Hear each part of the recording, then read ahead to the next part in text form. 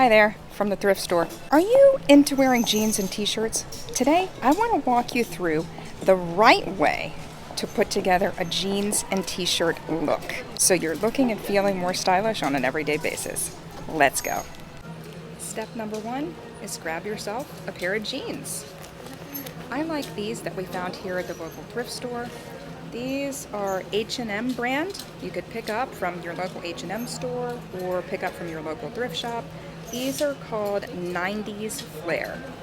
But basically choose a relaxed pair of jeans, something that are updated and help you feel and look really put together.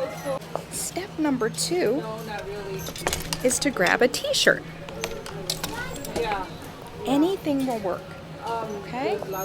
You can grab a basic t-shirt to go with it. Now, the secret sauce, and the biggest mistake that I often see people make, is you want to have a little pop of color to add to your outfit. This is going to tie everything in and enable you to look really put together with the whole look. Okay?